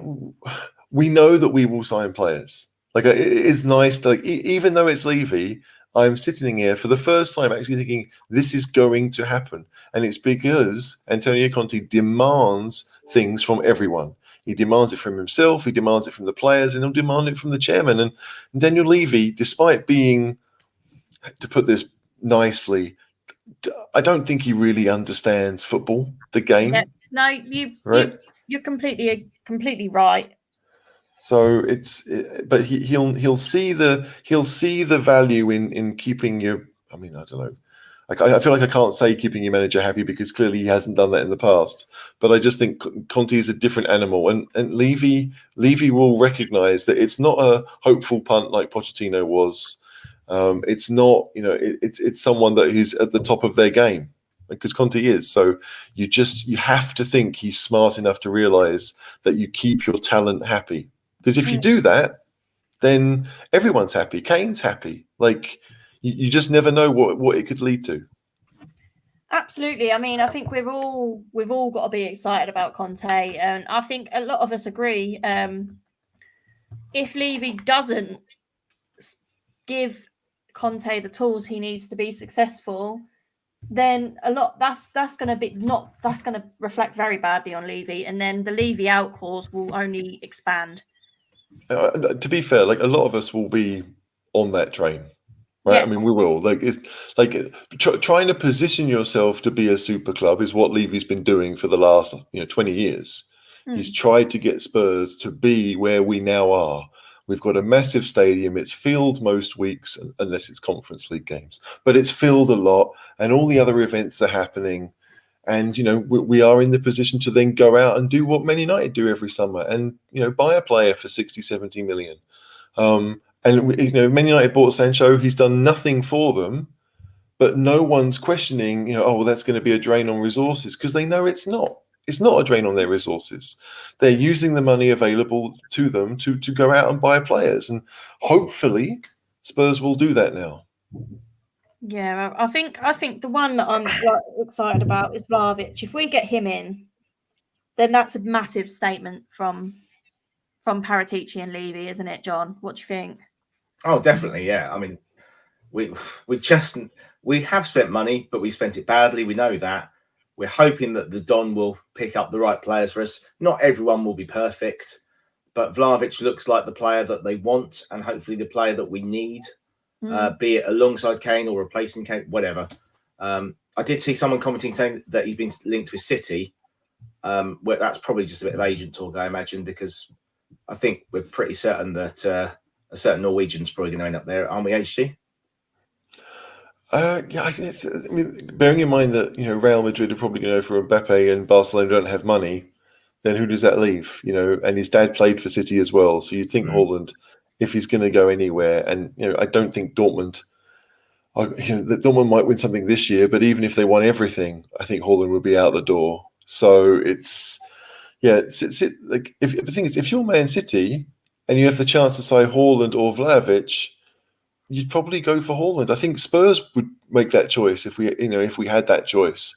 So if that means that Vlahovic becomes sloppy seconds but falls into Spurs' hands, then I think we should be laughing. But it's going to be like that Conte effect. We've said it many times before, but players will want to play for him. They will know how good he is. They will have spoken to players who have already played for him. That there have already been stories that Harry Kane's gone into England and just waxed lyrical about Conte and how he's turned everything around in 4 training sessions or whatever it was. It's we have to hope. I mean, what's Cody saying here? Spurs fans have been paying it forward for years now. They will also be the ones to service and eventually pay off the debt. They deserve to have the club run competently. Hopefully, we are close to that now. I think we are. Yeah, and it is all about the football, right? And we've talked about the mistakes that have been made. It's because they've made bad decisions as far as recruitment is concerned, and that is a football thing. Now, whether you blame Levy completely for all of that, he obviously, doesn't like to spend where he doesn't feel like it's necessary, but even the ones that we have spent money on, they haven't worked out. So it has to be that if Paratici comes through and gets us players, we could sign Vlahovic and he could be rubbish, right? I mean that's the sad truth of it. He's very one-footed, just like Haaland is. Really, they're both very left-footed, but. If it works, then great. And all you can do, it's nice to sit here as fans and say, yes, we're going to go out there, we're going to buy the players that are wanted by lots of teams, because that's a sign of quality. And it is a sign of quality if lots of people want you. But it doesn't mean they're going to be the right fit for Spurs, and that's what matters. Romero looks like a really good fit. Brian, we don't know yet. We don't know if he's going to fit into Conte's system, and and if he doesn't, then that's a waste. That's been a waste. So it's rough, but we're as far as I'm concerned, we're in a much better position than we were this time last year, and that's because we've got a much better director of football and a much better manager. Absolutely, John. What do you think? I can't really disagree with anything HG said there, to be honest. We know them. We all know Levy's made massive mistakes. Hopefully, the last couple of big key appointments with Paratici and Conte are going to see us on the right track. And if he can back them with money, I think we'll have a better idea when these accounts come out. I think it's going to be a really big moment for us. We'll see what's going to happen moving forward. Yeah, definitely. And Caller and Diver are going to do a special accounting when episode, it happens, which I'm sure will be absolutely riveting. So if the numbers are bad, then Spurs will wait until after January to release it. Right? If the numbers are, like, I mean, it's like, again, bad. I mean, there's not much they could have done about what's happened in the last year. But if the numbers are extremely good, then other clubs are going to see it. So like, there doesn't seem to be much reason for Spurs, much incentive for Spurs to release them before the window. Yeah, fair point. So yeah, we'll see. But yeah, that will be an interesting one, because if any two people do care about the accounts and know what they're talking about, it is Diver and Caller. Like they often say, "Oh, you see, the truth can't be hidden. The accounts tell us everything." So let's see what happens. Definitely. Craig, always the voice of reason in the comments. The structure of the club has changed. We have a managing director of football, continental style. Paratici would have already presented his plans to the board. Would they have signed it off and gave where's the rest of his comment? Gave him the budget. There we go. I'll put the other one back up now. Yeah, Craig, put the other one back up.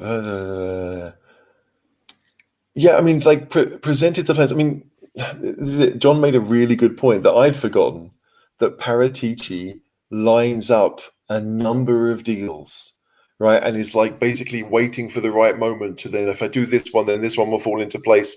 And so he's thinking, like years ago, when I lived in Holland, I worked for a company and all of us would get moved at certain times of the year. And I realized that if I knew where everyone was, I knew which people could be moving, which then meant I kind of knew where I might be going. It was in my interest to kind of know the system to figure out what's possible. And Paratici clearly plays that game. He's got all the contacts needed in European football, in world football, to understand that, okay, if this club are in trouble, they are going to do this. And if they do this, then maybe he'll have a whole number of moves lined up. So as much as some will be more likely than others, and I think Spurs fans probably have to realize that just because we're linked with them doesn't make it likely. Like Messi and Ronaldo in the summer, for example. But it's like maybe Paratici will put some rumors out there hoping to influence what he actually wants to do. You just don't know. But I think, like, we all know where the weaknesses are in Spurs' squad, right? We watch every game. We can see where we need to improve. And I don't think they're any different. I think they know exactly what they want. And it's how they, what's the best deal? Is it getting someone like Romero for 40 million, or is it using that money for two other deals? Like that's the choice that they'll have to make. They obviously decided that Romero was worth that money, so they paid it. A lot of people might have said, no, we need a couple more. Let's get a couple of 25 million players in instead. But you just don't know. This is a bold statement. The infrastructure is there. The management structure is now there. And we have one of the world's best managers. It's time to deliver. It's right. Yeah, I think the one thing we are missing is a scouting network, which apparently they're working on. So, and the money, I guess. But as we've said, time will tell on that. Yeah, I'm just going to nip off for a minute, if that's all right. Yeah, okay. No worries. Comfort break for John. No, but I mean, we saw this week the Premier League announced that new deal with for TV in America, right? And it's basically, I think, doubled in value. So the last 6-year deal was 1.3 billion, and this one's like 2.5 or something like that. Obviously, that means more money for everyone in the Premier League, but for Spurs, that is, that's guaranteed income. Like, we're not going to get relegated. Derek was right when he said it. Spurs shouldn't have to worry about that. So it's money that can be set aside for X, Y, Z. And like Spurs will be thinking 1, 2, 3 years in advance. They'll have various plans in place. If the stadium is available all season, right? And like, I don't know what the UK is like when it comes to lockdown and stuff, and how whether you're close to one or whatever. But in Austria we have one, and so like the Austria, the Rapid Vienna game against West Ham next week, no one can go see it, which makes me super happy that I don't have to deal with spammers in my no caravan adopted dwellers home. in your home city. Yeah, absolutely. I just want to bring this one up. They've not bought Romero. He's on loan. He signed a 6-year contract. The deal will be permanent in January. The only reason we didn't buy him in the summer is because you can't transfer the same player twice. That's right. That's exactly it. Like Atalanta had to buy him from Juventus in the summer, and because they couldn't sell him directly on, they had to loan him to us. But yeah, the deal is done. It's not loan with an option. The fee will be paid. It was the only way that Atalanta could move him on and make the profit as quickly as they needed to. Absolutely. Yeah. Naming rights yet? No. Next. I know as much as you do, Kerry. Yeah, it would be lovely, but I think Levy's obviously waiting for something. I don't know. I think it's if we're in a better position on the pitch, then the naming rights will be worth more if we have Champions League football. So I think potentially he could be holding out for that, but that would be pure speculation. And as we find out, speculation on Twitter gets you in trouble, so I shall stop there. Gov, top 6 get a higher percentage of the 2.6 billion, so that's Spurs. So more monies. Yeah, I mean, it's like there's probably going to be 13 or 14 clubs that will be in the Premier League for the entirety of the 6-year deal, and that will get the share that they're entitled to. But it's that they doubled their money for that deal.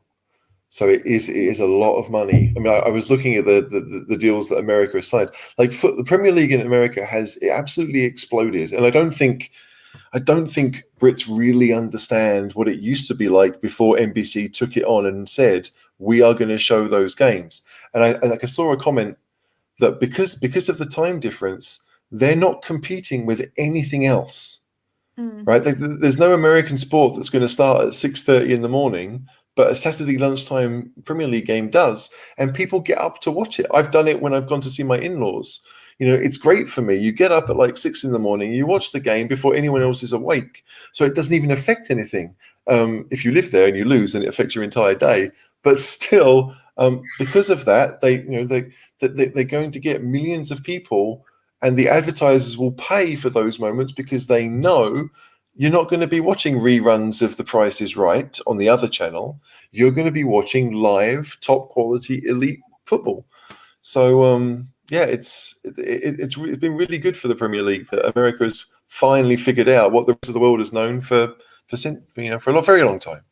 I must say I'm loving the optimism from Cody Mack today. If Spurs play their hand right, they're in a position to really cement themselves as a world powerhouse on the pitch. There is a sleeping dynasty waiting to be founded. Come on, you Spurs. Yep. First 6 words. First 6 words. That's it for all of those clubs. Right? If you play your hand right, like Chelsea had Lampard, were 9th. They changed it to Tuchel and they got top 4 and they won the Champions League. Like that's playing your hand right. They saw that they needed to make the change and they made it. Spurs did a similar thing a few weeks ago. You'd like to hope that decision in and of itself will prove a really good one for Spurs this season. Absolutely. John, do you agree? Yeah, absolutely. Yeah. We keep saying it's everything. The recruitment, getting the right manager in, which we think we have done now. We just got to get it right because, as we've said, Mr. Levy's made a lot of mistakes. So hopefully he's getting it right now. Sunday's going to finish 0-0 and we're not going to have a shot on target for like the first 75 minutes. No, stop. We're going to hit the post 3 times, probably. Yeah, and it won't count as a shot on target because they don't. Don't say that. Cody won't be able to cope if you don't get another shot on target. We can't judge the first few games under Conte. He's got to have time to work with his squad, hasn't he? Well, that's what makes me think that some of the players that didn't go on international duty may well play. Yeah. No, possibly, it's weird. Like Antonio Conte's reign basically starts today. The Everton game was, he could have been the caretaker because he'd only been there for 2 training sessions. He's had time to work with players Not the best ones who've been away on international duty, but he's had time to work with them. They should be involved, and we're playing every 3 days, right? And we're going to Mura, and then the next midweek I think is Brentford, and the next midweek is Rennes, and the next midweek is Leicester. Leicester, and then it's West Ham. West Ham. Like there are so many games, Thursday, Sunday until the new year, pretty much. Those players are going to get opportunities. They'll be training together. They won't have to worry about going on international breaks. Or and Antonio Conte will lead them to what they need to do. He won't be figuring things out. Like we talk about Spurs managers needing to decide, what skill set the players have, all the rest of it. Antonio Conte knows what he wants to do, and he will train those players and teach those players to do it. He is a coach first and foremost. And because he was that high-level player, he could probably still go out there and do it, despite being in his early 50s. And that obviously has to help. So, I don't know, I'm as excited as everyone else. Right? We really are excited. But yeah, 3 points against Leeds, and we're over the moon already, and we're dreaming. Because, so many games, by Christmas, we could be top 4. We could. Absolutely be top 4 by Christmas. We've got a nice run of games, haven't we? I'm just going to get them up. Yeah. I don't like saying that. I don't, because that just sets you up for it's Brentford at home. That's 3 points. No, I will never say that and mean it. I mean, all of them are tough games. Considering the start of the season we've had it pretty tough so far. Yeah. Obviously, we've got Leeds at home this weekend, then Mura. Then we've got Burnley away. Oh, Burnley, I forgot that game. Brentford at home, Norwich at home, Rennes at home, Brighton away, Leicester away, Liverpool at home, which I'm going to, buzzing. West Ham at home, which I'm going to, buzzing. Crystal Palace, which I'm also going to. So 3 games in 1 week, buzzing. And then we've got Southampton away, and then into the new year we've got Watford away, Arsenal at home. Yeah, I mean that's a long time now. But even the 3 that's Burnley, Brentford, Norwich in the space of 10 days, those are 3 games that Spurs should be winning, right? Even though Burnley away is not an easy game, and Brentford are a good footballing team. They are games that a club the size of Spurs need to be winning. It won't be easy, but yeah, I don't know. It's you just want to get started. If we beat Leeds comfortably and play well, we're not worrying about long-term game. We're thinking about the next game because we know we can do it. Yeah, definitely. Super chat from Mark. Thank you so much, Mark, for your support. Hello, just catching up. How much do you realistically think we will spend in Jan? Will we sell to buy? Great show. Thank you, Mark. John, I'm going to come to you first. So second part first, I think the sell to buy, we didn't get a lot of money for the guys we got rid of in the summer. I think it's more a case of just making space, isn't it? And just moving on players they think aren't going to fit Conte. I see a few loans going out on that one. How much will we spend? Again, it's down to what is in the accounts to a certain degree. Obviously, supposedly they can spend 400 million if they really want to. With the directors can put in 35 million a year, can't they, to offset that, or 105 over 3 years.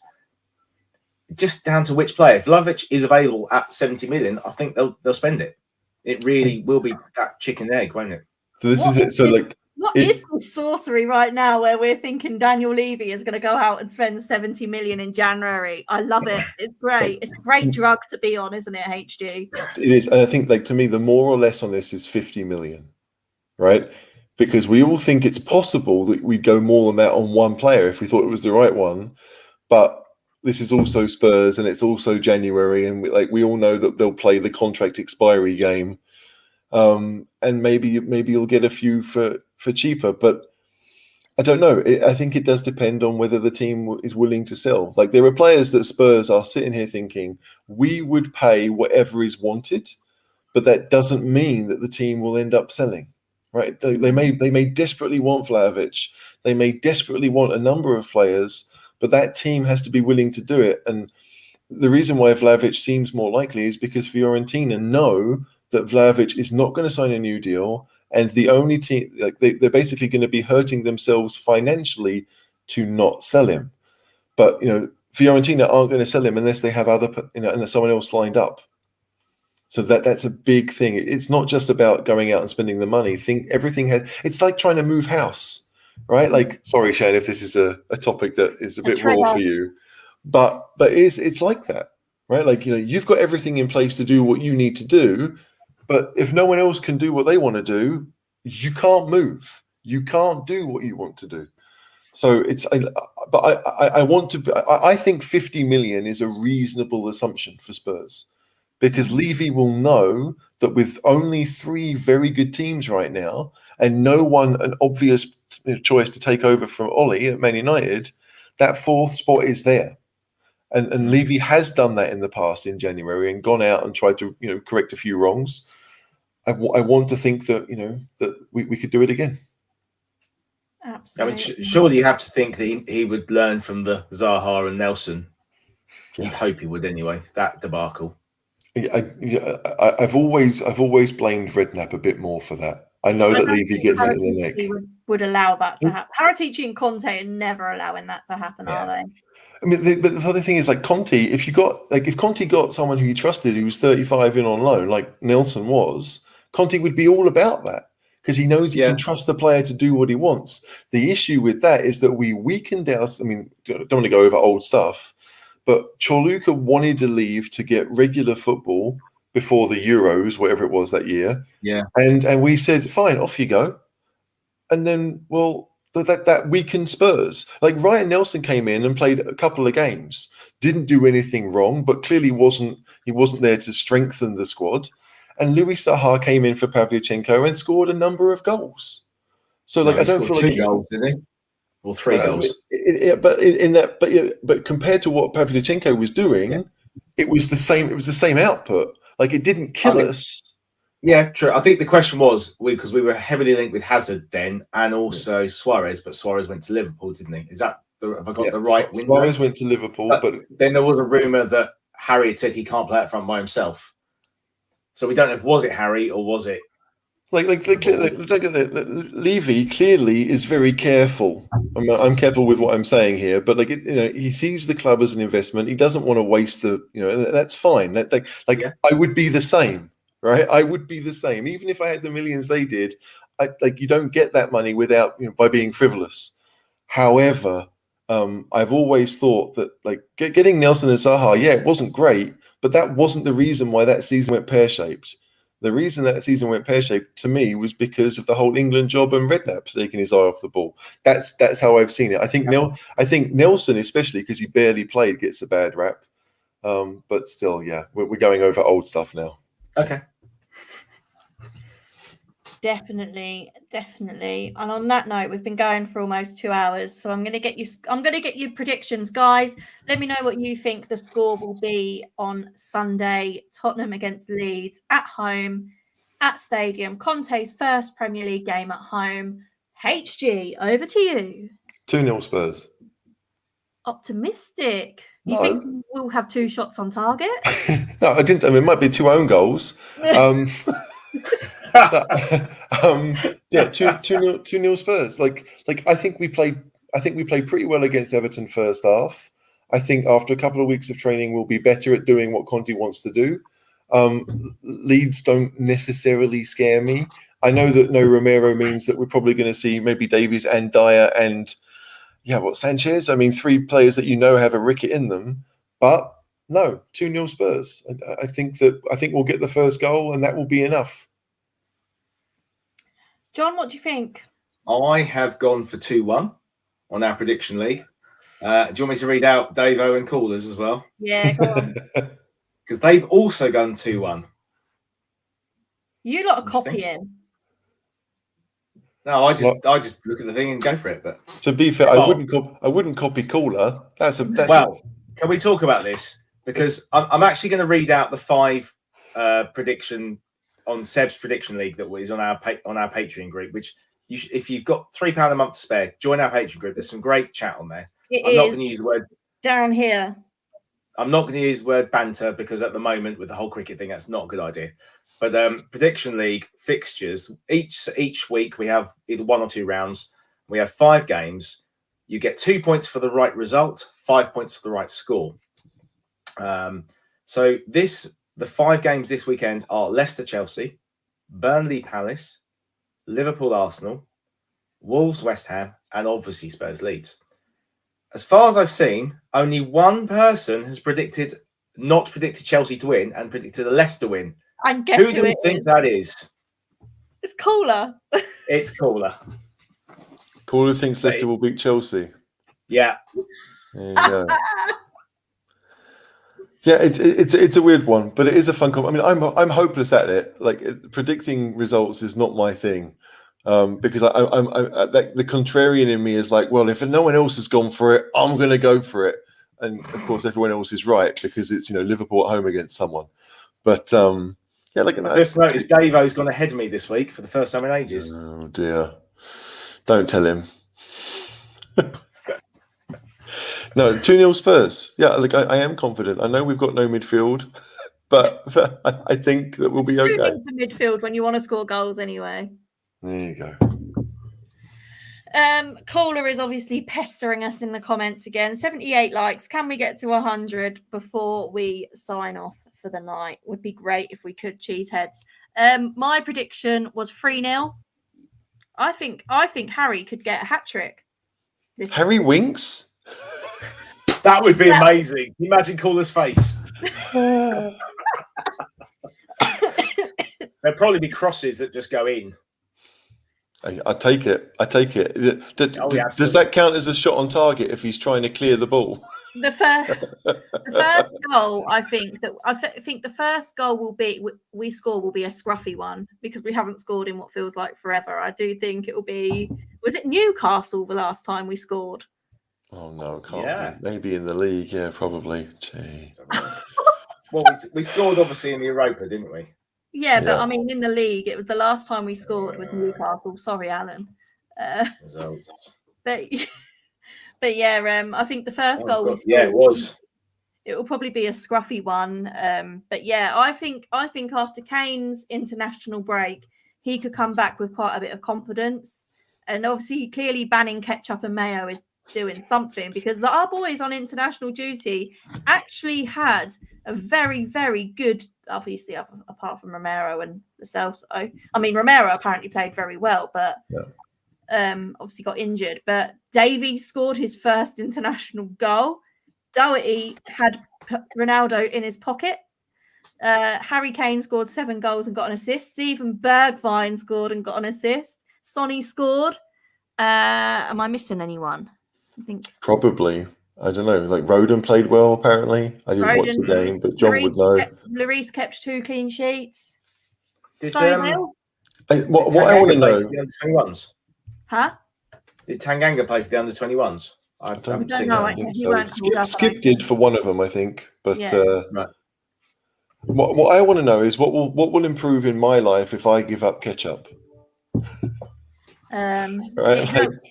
It's like a little bit away. Benefit. It makes you into some sort of machine. Oh, right. There you go. It's Matt Doherty. Lucky guess. I asked the question earlier, who could be the Victor Moses? Matt Doherty could. He was a really good right wing back for Wolves. Playing in his favoured position under Conte, could we see the resurrection of Matthew Doherty? No, because he doesn't have the pace. I think that's a big thing. Like Conte wants his wing backs to have pace. So weirdly enough, if Doherty Doherty as a left wing back, weirdly might work. But I don't know. I don't know. I mean, Doherty is one of those ones that if we do need to sell to buy in January, that would be a place to start. I believe that. So, and it's not to say that Doherty can't do it because Shan's right. Like as a right wing back, that's where he was his best. But I don't know. It's that pace in those areas is so important to Conte that you'd think that Sessegnon and Reguilon on one side and then Emerson Royal down the other are more likely to get those minutes. Sess. I think Conte might, if he can get him fit, I think Conte will finds how he can play, he'll improve him. I think he can play as one of the front three as well as playing as a left wing back. He's not an Ashley Cole type as such, but he has got I think he's got a clever brain. He just needs to run in the team and a manager that can he needs his confidence boosted, doesn't he? I think Conte could be the man to sort him out, hopefully. Yeah, I mean, 25 million we spent. Yeah. Like, I think Sessegnon's is mental with him. Like, I still, I mean, again, he's only young, right? 21 now. That's not massively young, but still, it is quite young. I don't think Sessegnon really thinks he's good enough for the Premier League, if I'm honest. I think the Championship, he found that quite easy at 16, 17. But under Fulham, the few times he's played for Spurs, I'm not sure if he thinks that the Premier League is something that he's good enough for. Now, maybe playing as a left back, he's certainly not. But a wing back is going to give him the best chance to feel the security of having Davies behind him or Rodon or whoever it is. So he can then. But we'll probably see him in Slovenia, or we'll probably see him against Rennes. Yeah. Those are the games that I don't. But like again, he's a pretty good chance. Like Sessegnon has the biggest chance probably of being that Victor Moses, just if only for position wise. Being a wing back that no one really thought could maybe do it, Sessegnon could come out there and do it because he's got the talent, he's got the control. I just think upstairs he doesn't believe it himself. Yeah, I think we can agree on that. And on that note, thank you, John, for joining me on this wonderful Friday evening. It's a pleasure. Caller, Shan. Better than caller. Hey, sorry, I couldn't resist. Thank you for joining me. I'm sure you enjoyed it much more than having caller next to you. Yeah. Well, yes, 3 times yes. I would always much rather be next to Shan than caller. I mean, that's a given, isn't it? And everyone we're Essex people. We stick together. The Essex have got to stick together, of course. Not like these Brummie folk up north. Okay. That's right. Yeah, he doesn't even know where he's from. Went to the same Derek school was as a better Jeremy Brummie. Corbyn. On that note, thank you to everyone in the comments for joining in with us today. Some great comments. We hope we got to as many as we could. And on that note, come on, you Spurs. Come on, you Spurs. Come on, you mug adorner Spurs.